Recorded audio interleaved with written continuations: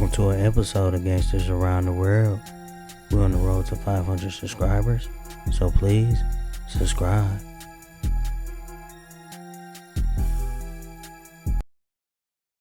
This is a story of a man named Shotti, whose real name is Gavano Jordan. He was one of the face behind the loudest voice in rap, Treyway.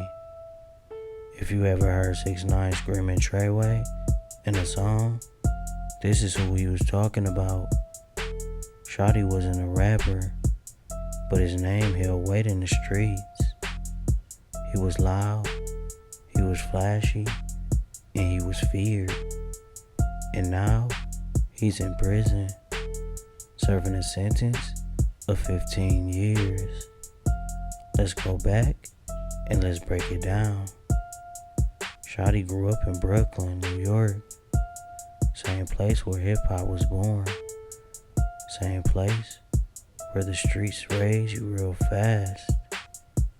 He was born in Trinidad, but moved to New York as a kid and found his way in the hood, like a lot of dudes.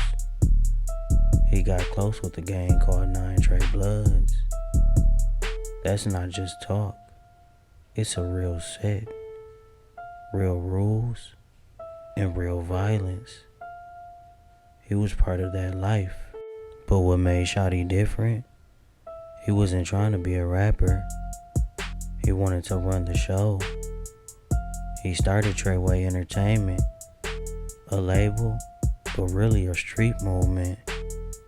When you heard Treyway, it wasn't just music. It meant something. Power, clout, and fear. And then came 6IX9INE. Shotti became 6IX9INE manager around 2017. The rainbow hair kid was blowing up fast, all over Instagram and beefing with rappers. And he was screaming in every song. But he didn't come from the streets. Shotti was the streets. He gave 6IX9INE the image and the protection and the gang ties and the realness fans thought he had. Whenever 6IX9INE would troll somebody or pull up in a hood he didn't belong in, the person that was behind him was Shotti, armed, angry, and ready to handle it. Shotti and 6IX9INE was inseparable. The money was flowing, music videos, shows, and fame. But behind the scenes, it was wild.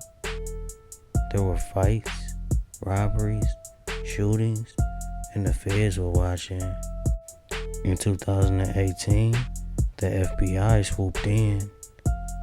They hit Shotti, 6IX9INE, and other members of Nine Trey with RICO charges.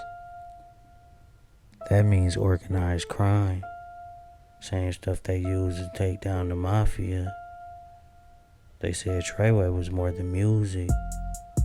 It was a front for gang stuff, shootings, drug deals, and robberies. Shotti was caught on wiretapes. He was moving heavy. There was even a footage of him pulling a gun during a robbery in broad daylight. The charges stacked up quick. In 2019, he pleaded guilty on multiple counts, including shootings and gun possession. He stood in court with his face hard, but inside, it was crashing down. The judge gave him 15 years. And just like that, the man yelling Treyway on every record was gone. Here's where it gets messy. 6IX9INE, the kid Shotti protected, the one he called little brother, turned on him. 6IX9INE snitched in court, pointed at Shotti and said, "Yeah, he was in the gang. Yeah, he did that." It was wild. Shotti stood silent, no tears and no words. but you can see it. It was Betrayal. The same guy who helped 6IX9INE rise got thrown under the bus. Some said Shotti had it coming. Others said 6IX9INE broke the code. Either way, it was over. Shotti's still locked up today. He ain't said much. No interviews, no music, and no Instagram. Just silence. But his name still ring bells. People still say Treyway. They still talk about how real it got. Shotti's story is a warning. When the music and the streets get too close, somebody always end up in a cage or in a coffin. You can't mix gang life and rap dreams forever. One will kill the other. This was the rise and fall of Shotti. Shotti wanted power, and he got it. But it cost him everything. And in the end, the streets always collect.